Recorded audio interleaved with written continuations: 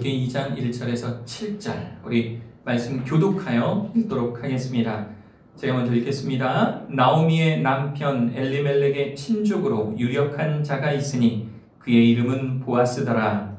모압내인 룻이 나오미에게 이르되 원하건대 내가 밭으로 가서 내가 누구에게 은혜를 입으면 그를 따라서 이삭을 주겠나이다 하니 나오미가 그에게 이르되 내 딸아 갈지어다 하매 룻이 가서 베는 자를 따라 밭에서 이삭을 줍는데 우연히 엘리멜렉의 친족 보아스에게 속한 밭에 이르렀더라.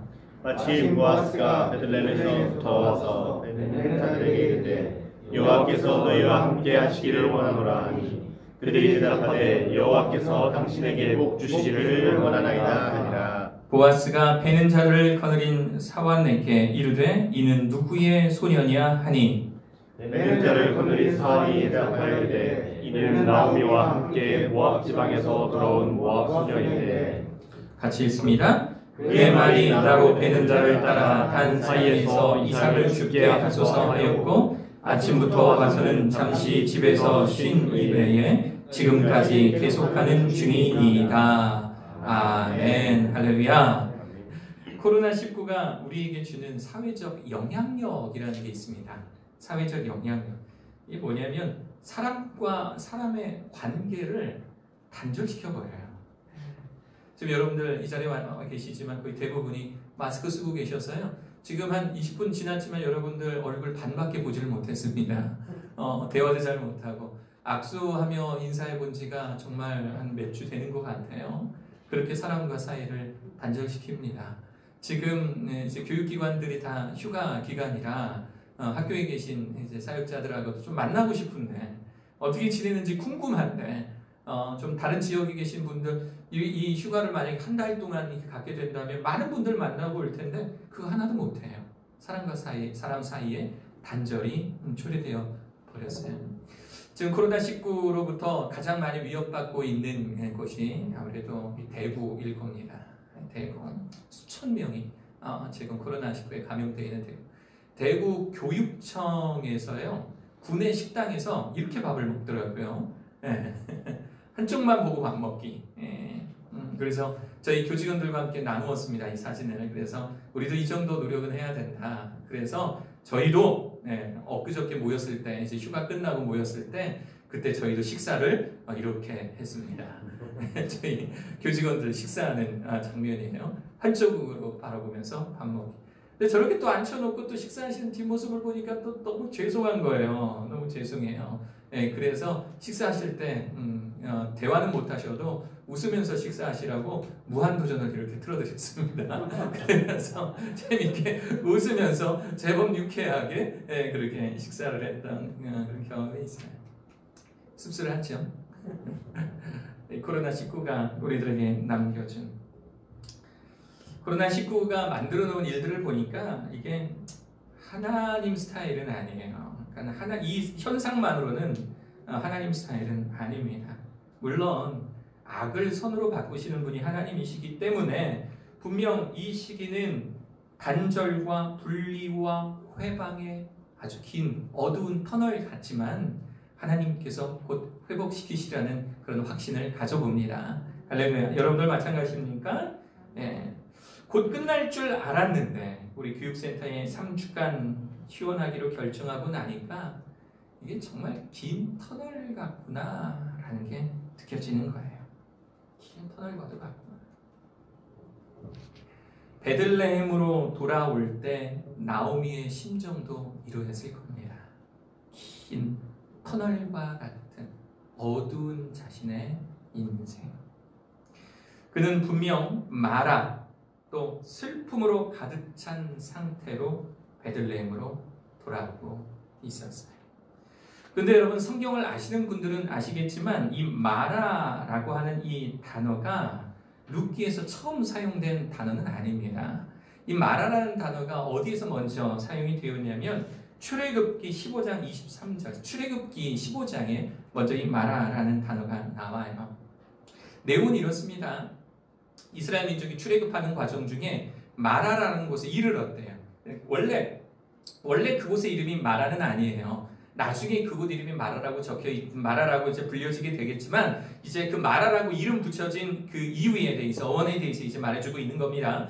마라라는 곳에 이르렀더니 그곳 물이 써서 마시지 못하겠으므로 그곳 이름을 뭐라고 했더라? 마라. 저 마라라고 하는 뜻은요, 쓰다라고 하는 뜻이에요. 원래의 뜻은 쓰다. 근데 여러분 이런 말 자주 들어봤죠. 고통은, 인내는 뭐하다? 쓰다. 그렇죠? 그래서 쓰다라는 말과 고통이라는 말이 동의어로 쓰여집니다. 쓰다. 저 어렸을 때도 시골에서 이 어르신들이 관정을 딱 파면 이 관정으로 판 게 식용 이 물로 쓸 수 있는지 아닌지 어른들이 이렇게 탁 마셔봐요. 그때 뭐 정확하게 뭐 이렇게 뭐 잴 수 있는 것도 아니고 그런데 어떤 지하수는 좀 오염이 돼서 맛이 좋지 않은 지하수가 있고 또 어떤 지하수는 딱 이렇게 한 컵을 딱 마셔도 시원하다. 이 청량감과 이 상쾌함과 이것들이 그런 물들도 있지 않습니까? 그런데 이 마라에서 나온 물은 성경이 말하기를 쓴물이었다라고 이야기를 해요. 그래서 사람들은 그곳의 물을 마라, 쓴물이다라고 이야기를 했다라고 하는 겁니다. 이제 하나님의 백성들, 이스라엘 백성들이 이제 모세를 또 원망하겠죠. 이게 뭐야 도대체? 이게 뭐야? 물이 있는 곳에 이 광야에서 물 터진 곳을 만났더니 세상 이 물이 쓴 물이 뭐야? 원망하니까 모세가 또 하나님께 기도합니다. 그러자 하나님께서 한 나무를 보여주시고 그 나뭇가지를 이 마라 이 쓴물 가운데 던지니 그 물이 어떻게 되었더라? 물이 달게 되었더라. 그리고 26절에 하시는 말씀, 나는 너희를 치료하는 여호와임이라. 쓴물이 단물이 되는 이 과정을 통해서 출애굽하는 이스라엘 민족에게 하나님 보여주신 것은 뭐냐면 쓴물이 달게 되듯이 병들어 있고 아파하고 긴 터널을 지나는 너희를 내가 치료하고 회복시킬 것이다 라는 메시지를 하나님께서 이스라엘 민족에게 주셨던 거예요. 이게 마라입니다. 이게 마라. 마라가 제일 처음 사용되어졌던 이 출애굽기에서 말하는 바로 회복의 전 단계, 고통스럽고 힘들고 쓴물과 같은 바로 그러한 단계. 그러나 하나님께서 임재하시고 하나님께서 주장하시니까 마라, 그 쓴물이 단물이 되었더라. 이스라엘 민족은 이미 마라에 대해서 알고 있었던 거지요. 쓴물을 단물로 바꾸시는 하나님, 악함을 선함으로 바꾸시는 하나님, 바로 치료의 하나님을 이스라엘 민족들은 바로 이 출애굽 당시에 경험하고 있었던 거예요. 나오미뿐만 아니라 우리의 인생도 마라의 상태를 사는 사람들이 참 많이 있습니다. 쓰디쓴 인생을 살아가는 사람들.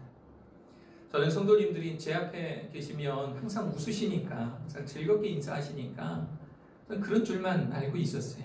특히 전도사 때는 전도사 앞에서 얼굴 붉힐 일도 없으시고 또 전도사 앞에서 인생의 쓴 이야기들을 그렇게 잘 하시지도 않으실 테고, 그러니까 저는 교회에 오시는 분들은 그냥 다 저처럼 행복하신 그런 분들만 오시는 줄 알았어요. 성도님들과 교제를 해보니 그분들이 다 그렇게 행복하신 분들은 아니더라는 거예요. 다 인생의 어떤 쓴물과 같은 상태, 인생의 어두운 그늘을 살아가고 계시는 그분들의 이 목소리를 듣고 있자면 참 우리 성도님들, 목회자인 저는 하나님 앞에 나와 있는 것, 하나님 품에 폭 안겨 있는 것이 너무 자연스러운데 이분들은 계신 그 위치에서 하나님을 찾는 것조차도 어려운 삶을 살아가시는 성도님들을 보면서 목회는 참 이런 분들을 위로해야 하는 게 목회겠구나 라는 생각을 해보게 되었어요. 코로나19 포비아, 공포증이라고 하죠. 코로나19 포비아를 겪는 사람들, 문 밖으로 나서지 못한 채 단절되어져 가는 사람들. 엊그저께도 저희 교직원들과 함께 너무 참 침울해져 있으니까 이제 요즘에 그 돌아다니는 그 그림 중에 확진자 혹시 알고 계세요? 확진자. 코로나19 때문에 나가지 못하고 집에만 계셔서 거실과 방과 냉장고와 소파만 왔다 갔다 하시는 분들이 살이 확 쪘다 그래서 확진자 뭐 이런 이야기 농담으로 하고 계시는데 코로나19 포비아를 이야기하는 거 아닙니까? 나가지도 못하고 문 밖으로 나가지도 못하고 제대로 인사하지도 못하고 사회와 단절된 채 살아가는 사람들. 우리는 마라와 같은 인생에서 어떻게 기쁨을 찾을 수 있을까요? 하나님의 인도하심을 받는 우리 성도들이 과연 이 어둡고 긴 터널 가운데서 어떻게 회복이라는 것을 경험할 수가 있을까요? 코로나19뿐만 아니라 인생의 여러 가지 어려움과 환난과 고난과 고통 속에서 어떻게 크리스찬들은 그 안에서 격려함을 경험하고 위로함을 경험하고 기쁨을 경험하게 되고 회복을 경험하게 될까요? 저는 오늘 이 나오미의 삶을 통해서 여러분들과 함께 하나님의 사람들, 성도들이 어떻게 회복이 되어지는지, 크리스찬들, 하나님을 잘 믿는 분들이 어떻게 하나님으로 인하여서 회복되어져 가는지를 사랑하는 여러분들과 함께 나누어 보고자 합니다. 첫 번째, 우리는 어떻게 회복되는가? 첫 번째는요, 하나님의 은혜를 통해서 회복되어집니다. 어떻게 회복되어진다고요? 은혜를 통해서. 룻기 2장은 이렇게 시작합니다. 나오미의 남편 엘리멜렉의 친족으로 유력한 자가 있으니 그의 이름은 뭐더라? 보아스더라. 우리 룻기를 아시는 분들은, 룻기를 읽어보시는 분들, 제가 룻기 시작할 때 한번 읽어봐 주십시오. 4장밖에 안 됩니다. 읽어봐 주십시오라고 이야기했던 이유가 룻기의 전체의 줄거리를 알고 하나하나 살펴보면 이해가 너무 쉬워요. 그 안에 담겨져 있는 하나님의 놀라운 계획들, 그 뜻을 이해하기 시작하면 룻기가 은혜스러워지기 시작하는 겁니다. 저기서 말한 유력한 자라고 하는 거는요, 재력과 능력 있는 자를 의미합니다. 재력과 능력 있는 자. 저희 집에 플라스틱으로 된 인형이 하나 있어요. 곰돌이 인형이 하나 있는데 그 인형이 저희 둘째 아이 친구입니다. 이거 인형 둘째 아이한테 딱 안겨주고요, 버튼 하나 누르면은요 노래도 나오고요, 사람 말을 알아들어요. 동화 읽어줘? 그러면 어떤 동화 읽어드릴까요? 하고 물어봐요. 그러면 한 10몇 개가 그 안에 들어있는 것 같아요. 그래서 그 동화의 이름을 이렇게 된다든가, 아니면 뭐 아무거나 들려줘, 아무 책이나 읽어줘 라고 하면 정말 아무 책이나 읽어줘요. 요즘에 최근에 이제 아이랑 같이 있다 보니까, 집에 있는 시간이 많다 보니까 그 안에 담겨있는 동화의 내용들을 이제 어느덧 다 알게 됐어요. 어떤 동화가 있는지. 그런데 참 재미난 게 하나가 있습니다. 어린이 동화 그 안에도 잘생긴 사람, 돈 많은 사람, 예쁜 사람이 각광을 받아요. 알라딘과 요술램프라는 게 있어요. 알라딘과 요술램프 듣다 보니까 알라딘이 지나가는 공주한테 너무 예뻐서 반해서 결혼하고 싶어서 왕을 찾아갔더니 왕이 하는 말이 뭐냐면, 네가 사는 그 궁을 보고, 네가 사는 궁을 보고 내가 결혼을 결정하겠다. 집 없으면 결혼도 못하는 거예요. 집 없으면. 내용을 이렇게 읽다 보니까 왠지 모르게 박탈감, 뭐 이런 게, 허무함 이런 게 막 느껴지는 거예요. 뭐 다른 동화도 마찬가지더라고요. 그냥 못생긴 왕자가 키스하면 깨어났다가도 다시 잠들어요. 잘생긴 왕자가 키스해줘야 공주가 백설공주가 일어나서 왕자의 상태를 좀 이렇게 좀 보고 나서 깰지 말지를 결정하는 것 같아요. 이 왕자도 그래요. 왕자도 백설공주가 못생겼으면 하고 도망갔을 것 같은데 이쁘니까 키스해줘요. 참 그렇습니다. 그런데 성경은 그러한 자를 유력한 자라고 표현하고 있는 거예요. 유력한 자는요, 재물도 있고 재산도 좀 있고, 그리고 사회적인 어떤 지위에도 있는 자를 성경은 유력한 자 이렇게 표현하고 있어요. 룻기 2장의 출발이 1장과는 사뭇 다릅니다. 어두웠던 1장과는 달리 2장은 희망이 깃드는, 마치 어두운 숲속을 걸어가는데 나무와 나무 사이에서 한 줄기 빛이 휘 하고 비치는 것 같은 그런 느낌이 들어요. 1장과 2장을 한번 비교해 볼게요. 1장과 파란색이 1장이고 빨간색이 2장입니다. 1장을 보면 사사들이 치리하던 때에, 그러니까 지네들 멋대로, 자기 소견 옳은 대로 사는 멋대로 살던 그때에 흉년이 드니라. 베들레헴, 빵집이라고 이름 붙여진 그 베들레헴에 빵이 떨어졌더라. 엘리멜렉이 죽고, 나오미가 모압으로 과감하게 이민 갈 수 있었던 이유 뭡니까? 남편 엘리멜렉 믿고 따라갔던 거잖아요. 근데 그 엘리멜렉이 죽고, 말론과 비리온 두 사람이 다 죽고, 나오미의 한 줄기 희망이었던, 이제 남편 잃고, 남편 잃은 여인이 오로지 아들 둘 붙들고 살아가는데 그 아들 둘도 다 죽고, 나를 마라라 부르라. 나를 더 이상 이제 나오미 기쁨이라고 부르지 말고 나를 고통이라고 부르라. 왜냐하면 나를 하나님께서 심히 괴롭게 하였기 때문에. 이게 1장의 내용 아니에요. 1장의 내용은 어둡고 어둠침침하고 눈물의 골짜기예요. 그런데 2장 1절 엘리멜렉의 친족으로, 그 죽었지만 그 희망이었던 엘리멜렉의 이름이 등장하면서 유력한 자가 있으니로 시작이 되고 있어요. 1장이 슬픔과 절망, 눈물의 장이라면 2장은요, 희망과 소망의 장입니다. 유력한 자가 재력과 능력이 있는 멋진 그런 자라고 말씀드렸습니다. 하나님은 유력한 자 보아스를 나오미와 룻의 슬픔을 기쁨으로 바꿀 도구로 준비하고 계시고 있는 거예요. 특별히 그 중에서도 이방 여인이었음에도 불구하고 하나님 믿기로 작정한 자, 하나님 백성이 되기로 작정한 이 여인 룻에 대한 하나님의 크신 보응과 보상이라 해도 틀림이 없을 것입니다. 하나님은 룻기를 통해서 희망의 메시지를 우리들에게 던져주고 계시는 거예요.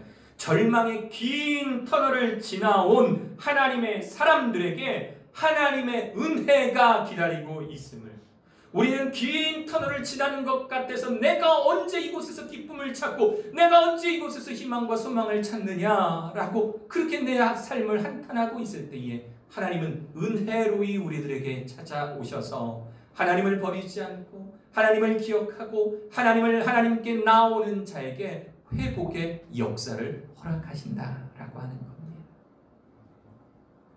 제가 인천에서 중고등학교 시절을 보낼 때 한 집사님이, 여자 집사님이 계셨어요. 이 집사님을 제가 초등학교 때부터 봤는데 초등학교 때부터 고등학교 때까지 항상 똑같았어요. 항상 교회 오실 때 얼굴이 항상 멍이 들어 계세요. 어딘가에. 어쩔 때는 뭐 입술이 터지기도 하시고 눈이 벌개지기도 하시고 어쩔 때는 머리카락이 빠져 있기도 하시고 어쩔 때는 다리를 절고 오시기도 하시고 어쩔 때는 팔을 쓰지 못하시기도 하시고 그렇게 항상 교회를 오세요. 남편분이 교회 가신다고 그렇게 때리는 거예요. 그렇게 때리는 거예요. 뭐 많이 벌어다 주지도 않으면서 내가 본 듯 다 교회 갖다 바친다고 그렇게 그 여자 집사님을 그렇게 못살게 굴고 그렇게 때려주는 거예요. 이 초등학교 때는 몰랐는데 이렇게 자라오면서 그 집에 이제 아들이 둘이 있었는데 저희랑 한 대여섯 살 차이가 나요. 중고등학교 때 대여섯 살은 좀 큰 차이잖아요. 그래서 잘 모르다가 이 아이들이 이제 중학교 이렇게 올라오는데 이 아이 엄마, 이 아이 가정, 이 아이들의 가정에 그런 일이 있다라고 이렇게 느껴지니까 같이 있던 친구들하고 이제 형들하고 좀 이렇게 그냥 좀 이렇게 의협심이 생기는 거예요. 막 이렇게 좀 괜히 우리가 분한 거야. 교회 온다고 때려. 그래서 형들하고 같이 무슨 얘기했냐면 야 우리가 저 집 쳐들어가서 그냥 진탕 때려주고 나올까? 막 그런 얘기도 했던 그런 기억이 나요. 그러니까 저에게 그 집사님의 모습은 항상 그런 모습이었어요. 그리고 한 15년이 지난 거예요. 그러니까 그때로부터 지금 이제 훨씬 20몇 년이 지났지만 한 몇 년 전에 15년 정도 지났을 때 제가 인천 교회를 방문한 적이 있었습니다.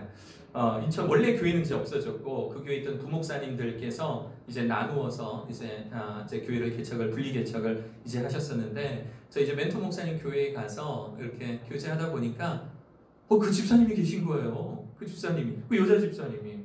그 예전에 그 생각들이 막 이렇게 떠오르는 겁니다. 그래서 얼른 가가지고 그 집사님 그 손 따잡아서 집사님 그랬더니 옆에서 이제 권사님 되셨어요. 그러더라고요. 아유 권사님 너무 반갑습니다. 너무 반갑습니다. 너무 반가워요.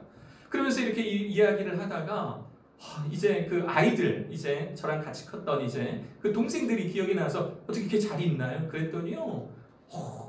그 중에 이제 아이가 둘이었는데 하나는 이제 사업 가고요. 또 하나는 이제 고위 공무원으로서 아주 역할을 잘 해내고 있는 거예요. 아주 멋지게 잘 자라 있는 겁니다.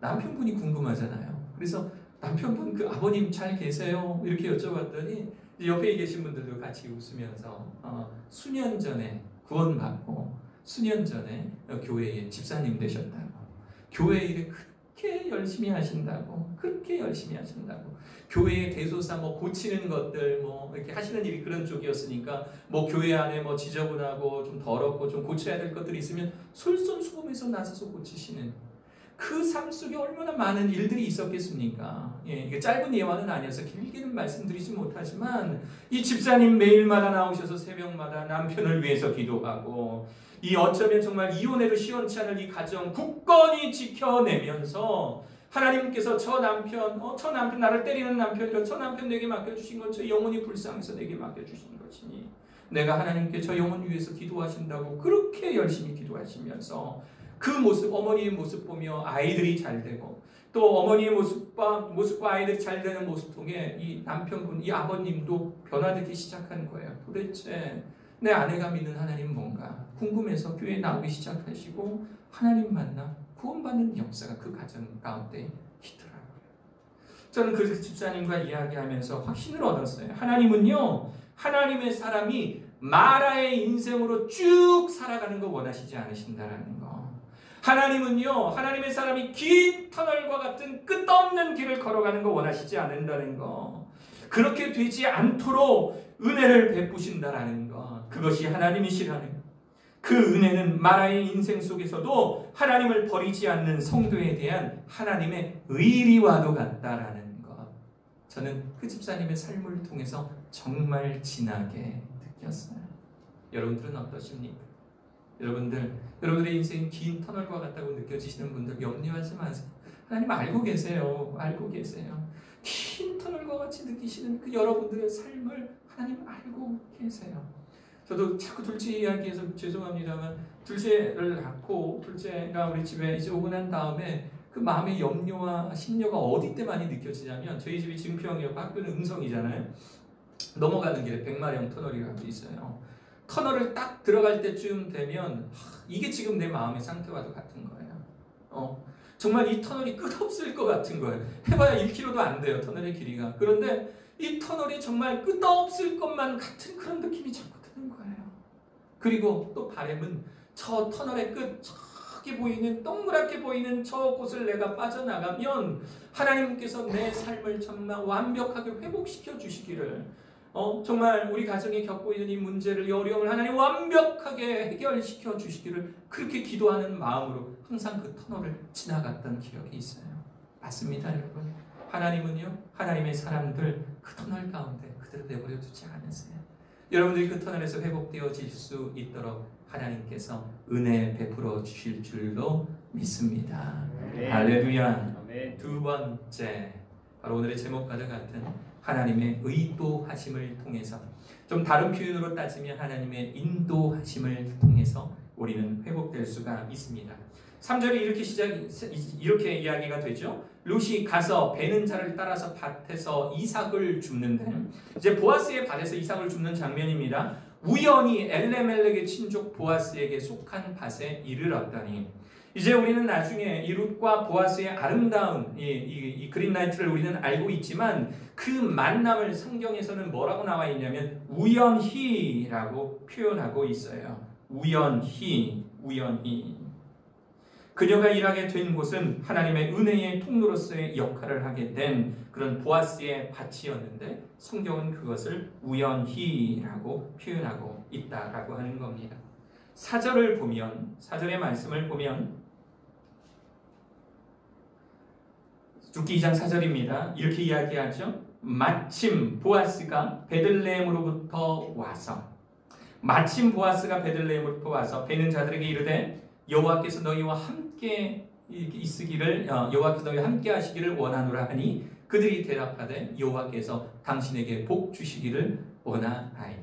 먼저요, 다른 거 살펴보기 전에 이 말씀을 읽다 보니까 가장 많이 생각나는 분이 우리 이창선 전도사님이셨어요. 이창선 전도사님 항상 말씀 시작하기 전에 빛이 있으라 빛을 발하라 이거 하시잖아요. 그리고 또 마주 보면서, 제가 제일 싫어하는 거, 마주 보면서 하는 거, 빛이 있으라 빛을, 눈을 어디다 둬야 될지 모르겠어요. 이렇게 저는 앞자리에 앉다 보니까 거의 대부분 문 전도사님하고 하는데, 안 했으면 좋겠어요. 하여튼 제일 싫어요.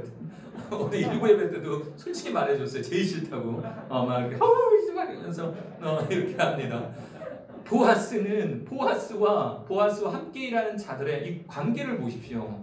관계를 보면 이게 너무 자연스러운 거예요. 여호와께서 너희와 함께 계시기를 원하노라. 그러면 그 다음에 이어지는 축복, 보리뱀에서 쳐다보지도 않고 하지 않았을 것 같아요. 일어나서 주인이 왔으니, 밭에 주인이 왔으니 일하는 사람들도 똑바로 그 주인을 향하여서 하나님께서, 여호와께서 당신에게 복 주시기를 원하나이다. 이 아름다운 관계를 한번 보십시오. 저는 우리 하나님 믿는 사람들의 관계가 이런 관계 되었으면 좋겠어요. 서로가 서로의 축복을 위해서 기도해주는, 서로가 서로의 정말 기도의 제목들을 기억하고 이 기도 제목 꼭 이루어지기를 원하는 그 축복의 마음으로 기도해주는, 축복해주는 그런 관계를 간절히 원합니다. 교만하지 않은 유력한 자, 겸손히 배어있는 자, 그리고 이 유력한 자를 존경스러워 대하는 이 따르는 자들, 이 종들의 모습을 한번 보십시오. 그런데 성경은요, 이 보아스의 출현을 마침이라고 표현하고 있어요. 마침 보아스가 이 마침이라는 단어, 이 히브리어는 힌내라고 하면 힌내, 히브리어는 힌내라고. 근데 이 힌내는 우리나라 말로는 마침이라고 번역이 되어 있지만은요, 원어적으로는요, 주의를 끄는 감탄사예요. 주의를 끄는 감탄사. 우리 말로는 뭐가 있겠습니까? 자, 여기, 바로 여기, 자, 지금부터, 뭐 이런 거 있지 않습니까? 뭐, 물론 뜻도 그 안에 있기는 하지만, 사람들의 주의를 끄는 감탄사. 자, 여기! 뭐 이런 거. 이런 게 바로 힌내, 우리말로 마침이라고 번역되는 바로 이 단어예요. 그래서 저 문장을 이 원어적 의미 그대로 살려서 이야기하면 어떻게 번역할 수가 있냐면, 룻은 우연히 보아스의 밭에 있을 때, 자, 여기, 바로 여기, 자, 여기 봐봐, 여기 보아스가 그 밭에 나타났다. 이런 뜻입니다. 이런 느낌인 거예요. 이걸 히브리어로 읽는 그 최초의 독자들의 입장에서는 바로 여기, 지금 이 자리에 있는 보아스에 집중하라 라고 하는 이 성경의 말씀의 그 의미를 깨달을 수가 있었을 겁니다. 우연을 가장해서 마침내 거기 있어야 하는 두 사람이 만나게 되는 장면이 바로 우리가 읽었던 저 3절과 4절의 말씀 속에 들어있는 겁니다. 사역을 해보니까요, 사람과 사람의 관계에는 우연이 없다라는 거 알게 되었습니다. 우연이 없다라는 거. 제가 우리 여기 PPT 하고 있는 조경신 형제 볼 때 오늘도 그 얘기를 했어요. 우리 조경신 형제가 찬양도 잘해요. 그래서 우리 문전사님한테 우리 경신 형제 찬양도 잘해. 나중에 한번 인도 한번 시켜봐 그랬더니 우리 경신 형제가 뭐라고 또 제 이야기. 제가 목사님과 있을 때는 PPT만 했는데요. 맞아요. 제가 우리 그 음성 캠퍼스 규모로 처음 갔을 때 찬양 인도하는데 위에서 PPT 해줬던 우리 친구예요. 원래는 졸업반인데 그 6개월 동안 무슨 프로그램이 있어서 잠깐 우리 있었던 걸로 기억이 나요. 그런데 그때 만났던 그 동문들이 있어요. 우리 동기들이 하나같이 좋은 친구들이에요. 하나같이 다 괜찮은 친구들이에요. 그런데 우리 조경신 형제를 비롯해서 그 친구들, 아직도 기억나는 그 친구들 이렇게 보고 있으면 아직도 학교에 일 있을 때 이렇게 와서 도와주는 그 친구들, 또 우리 경신 형제처럼 조경신 형제처럼 이 자리에 와서 이 사역을 돕고 있는 우리 이 조경신 형제의 모습을 생각하면 하나님께서 주장하시는 만남 중에 우연이라는 게 있을까? 우연이라는 게 있을까? 그때 당시에 우리 조경신 형제는 저한테는 클리커예요. 누르는 친구예요, 누르는 친구. 그러다가 몇 개월 뒤에 졸업해버린 그런 친구예요. 그런데 수년이 흘러서 조경신 형제 생각하기에 어느 교회에서 사역할까 했을 때 비록 그 짧은 만남이었지만 그 짧은 만남이 귀중해서 소중해서 우리 이 한국에 많은 교회들이 있고 채플이 있지만 세종 이 채플에서 사역하고 싶다라는 그 마음을 품게 해주시는 분 누구겠습니까? 제가 오라고 조르지 않았어요. 제가 누군가에게 우리 그 어머님 아버님 찾아뵙고 우리 경신이 저희 교회에 꼭 보내주옵소서 안 그랬어요. 하나님께서 우연을 가장한 필연적 만남을 통해서 바로 2020년 바로 이 자리에서 조경신 형제와 우리 채플을 통해 하나님의 역사를 이루시는 겁니다. 우연이라는 게 있습니까? 어떤 분들은 배우자를 만났을 때 나는 우연히 만났습니다 라고 말씀하시는 분 혹시 계세요? 혹시 여러분들 중에 배우자를 생각하면 이 만남 처음으로 돌리고 싶습니다. 혹시 그렇게 생각하시는 분 계세요? 그러시는 분들은 지금 손들려고 그러면 당연히 못 들을 테지만 우리 동영상으로 예배 드리시는 분들 중에 손들 분 계신 것 같아요. 여러분들 중에 혹시 그런 분들 계시면 잠깐 이렇게 저한테 윙크를 이렇게 표시해 주시면 제가 마음에 담아두겠습니다만 아무도 안 계신 것 같아요. 배우자 이야기가 나오면 항상 우리 그 삼채플 그래서 사역하고 있는 오명철 전사님 그 내외분이 많이 생각나요. 나중에 직접 한번 들으시면 더 은혜스러운데요. 이분들이 내외분이 우리 학교 졸업생 동문들이에요. 우리 오명철 전사님은 1기, 사모님은 몇 기인지 모르겠는데 서너 살 이렇게 어린 걸로 알고 있고요. 같은 시기에 학교를 한 1, 2년 같이 다녔어요. 그런데 사모님 입장에서는 오명철 전사님 너무 무서운 오빠, 후배들 자꾸 갈구는 오빠. 그리고 오명철 전사님 입장에서는 사모님 생각하기에 맨날 태권도복 바지 입고 맨발로 학교 돌아다니는 말괄량이 여자예요.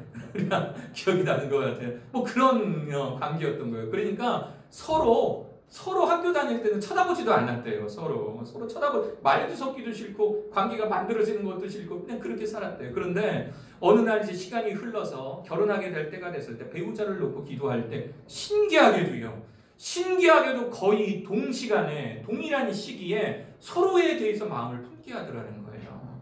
오명철 교사님도 배우자를 놓고 기도할 때 갑자기 그 김희주 사모님 옛날에 그 맨발 벗고 손머슴처럼 영상 또 나중에 보면 또 뭐라고 할 것 같은데 손머슴처럼 막 돌아다니는 우리 그 김희주 사모님이 생각나고 그 김희주 사모님도 맨날 동생들 갈구는 후배들 갈구는 오빠가 생각이 났는데 그런데 어느 순간 그 오빠 그 동생이 생각나면서 기도하게 되더라는 거예요. 그러니까 이게 자신은 너무 신기했대요. 왜 그 마음을 우리들에게 주셨는지 그게 너무너무 신기했대요. 그때 당시 오명철 교사님 미국 교회에서 전사로 사역하고 있을 때고 우리 김희주 사모님도 따로 일이 있었었는데 계셔서 있다가 김희주 사모님이 이제 미국으로 잠깐 넘어가게 됐을 때 그때 이제 그 예배를 위해서 오명철 교사님 사역하시는 그 교회에 오셔서 기도하시게 될 때가 있었대요.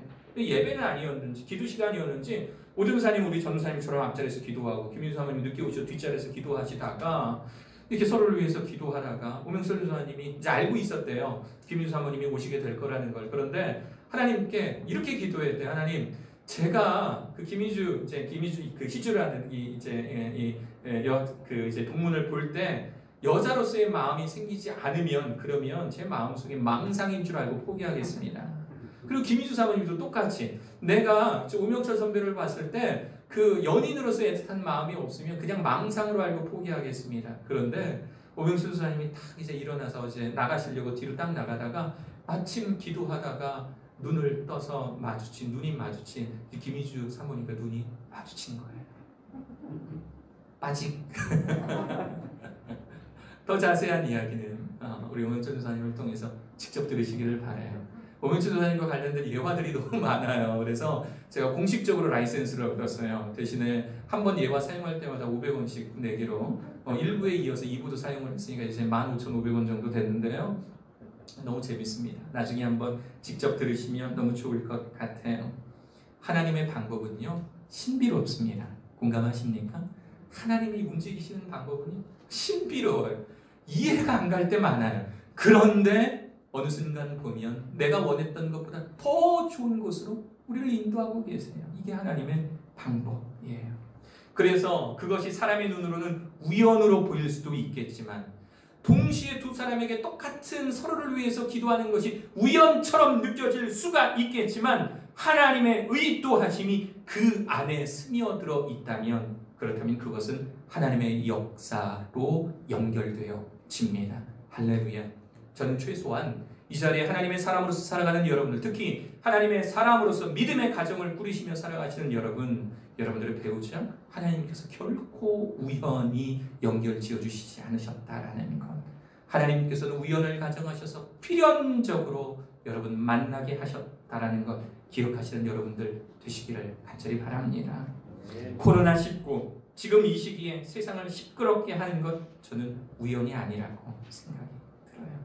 강한 나라, 큰 나라였음에도 불구하고 하나님 믿는 사람들을 배척했던, 그래서 이 바이러스가 그 중국 땅으로부터 시작해서 30만 신천지를 박살내고 주일마다 모여서 지금까지 아무렇지도 않게 그냥 예배드리고 있던 이 땅의 교회들이 자유롭게 모여 큰 소리로 찬양하던 때를 추억하며 애타게 기다리게 하시는 것, 저는 이것이 결코 우연이라고 생각하지 않습니다. 세상에 우연을 주장하시는 하나님, 그리고 그 우연들 속에서 마침내 바로 그때, 마침내 바로 그때가 되어서 일하시는 하나님.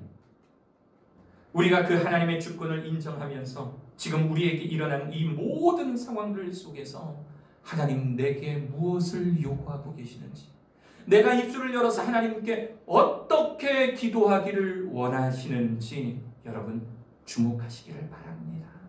우리가 이 어려운 상황 속에서도 예배하는 이유 뭔지 아세요? 새벽 예배 하는 이유 뭔지를 아세요? 우리가 이 사순절의 기간, 물론 댁에서도 기도하실 수 있을 거예요. 그런데 교회만큼 기도하기 좋은 건 없다 말씀드렸잖아요. 좀 위험하지만 나오셔서 하나님, 이 시기에 하나님 믿는 자로서 나를 세우시고 내가 이 어둡고 긴 터널과 같은 시기 속에서 내가 무엇을 바라보며 기도해야 될지 알게 하여 주옵소서. 예수 그리스도의 생애와 고난을 묵상하는 이 사순절의 시간 동안 저와 우리 두 분의 전사, 이제 여춘희 전사님도 한번 설교하시게 될 텐데 이 요한복음을 통해서 하나님 우리들에게 지금 이 순간 무엇을 원하시고 계시는지 깨닫기를 원하는 겁니다. 말씀을 정리합니다. 하나님의 은혜와 하나님의 의도하심을 따라 회복되시는 여러분 되시길 간절히 축원합니다. 코로나19로부터 회복되기를 원하시고 영적으로 침체되어 계신 분들이 계시다면 영적으로 회복되어지기를 원합니다. 그리고 그 방법으로 우리에게 은혜를 베푸셔서 그 은혜를 사모하는 자에게 소망과 기쁨을 주시고 회복의 영광을 허락하시는 그 하나님을 만나시는 여러분 되시기를 바랍니다. 또한 하나님의 간섭하심을 간구하는 자들에게 우연을 가정한 필요 허락하셔서 하나님 안에서 참된 기쁨, 즉 회복의 기쁨을 누리실 수 있는 여러분 되시기를 간절히 축원합니다. 우리를 회복시키실 것 한량 없는 주님의 은혜.